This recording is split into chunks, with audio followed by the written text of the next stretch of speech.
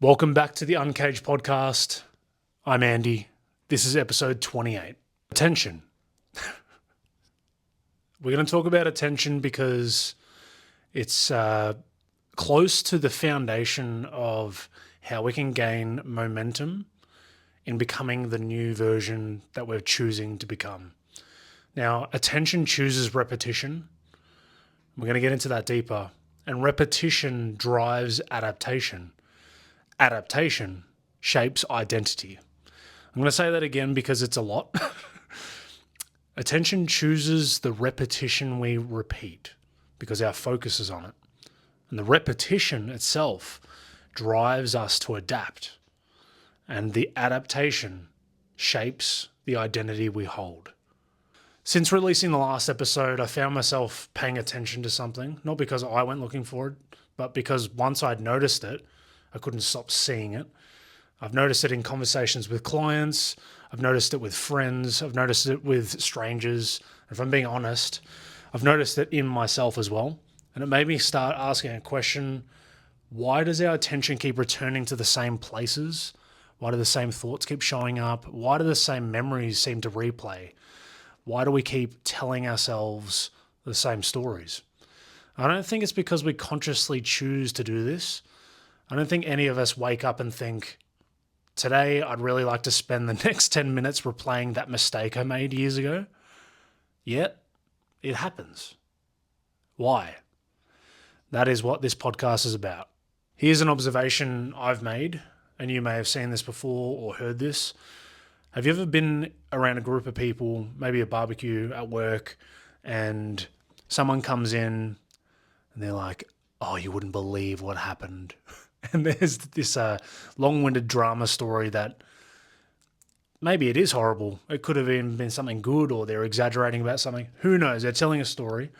But once that story has been told, and let's say another person walks into the group or they come into contact with someone, that same person tells that same story word for word without any effort.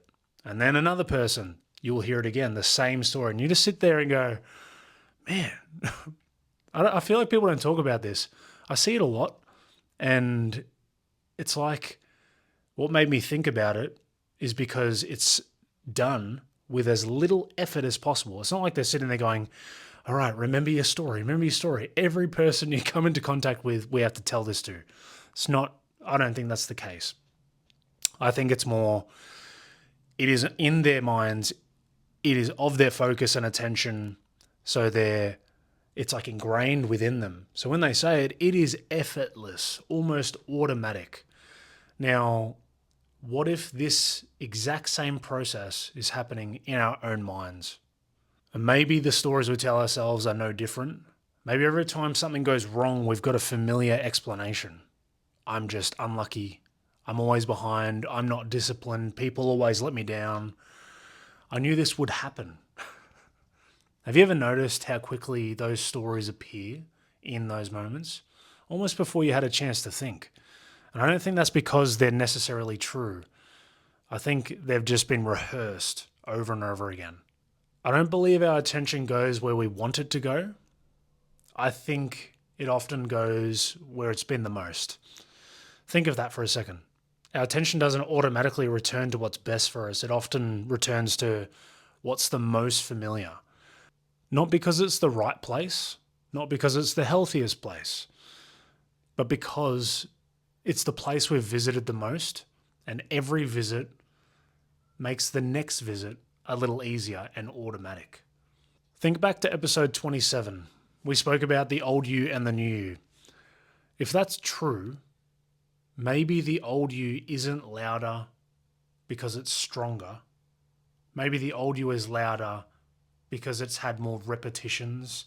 It's had years of attention, years of the same stories, even years of practice. Of course, it shows up quickly. It's been rehearsed over and over and over again.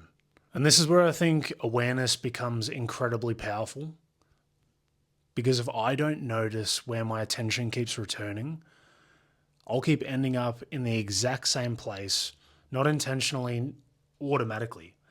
It's almost like driving home. Have you ever driven somewhere, arrived, and barely remembered how you got home? Your brain knew the route. It didn't need much conscious attention anymore. How many of our thoughts are the same? The routes that we've traveled so many times, they've become automatic. So that means your attention doesn't always go where you want it to go. It goes where it often knows how to go. That one sentence changed everything in my mind, because now instead of asking, why do I keep thinking this? I ask, how many times have I practiced thinking this? That's a very different question. One creates judgment, which we don't want, and the other one creates a curiosity within us. And if repetition trained my attention, could repetition retrain it? Of course. I think the answer is yes, but not through positive thinking. I think we shouldn't pretend the old story doesn't exist. I think that it starts a lot easier and more simple than that. First, we notice, we become aware where our attention naturally goes, because you can't redirect something if you haven't first noticed it.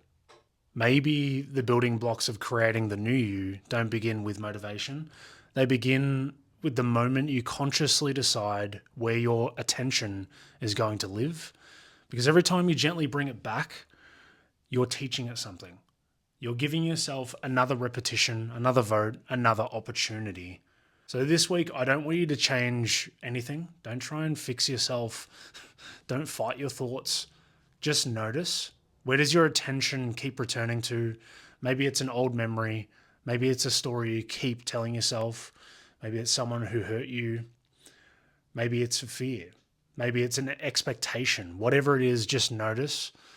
Because the moment you notice where your attention has gone, you're no longer completely inside the pattern. You've stepped outside of it. And this is exactly where change begins. Now, there's one sentence I want to leave you with today. You cannot redirect attention until you first learned and to notice where it lives. Next episode, we're going to take it one step further, because if attention keeps giving us repetitions, what do those repetitions actually do? How do they change us, and how do they shape the person we're becoming? We're going to explore adaptation. I think once you understand it, those three ideas starting to connect together. Attention chooses repetition, repetition drives adaptation, and adaptation shapes identity. It's going to make a big difference. I'll see you on the next one.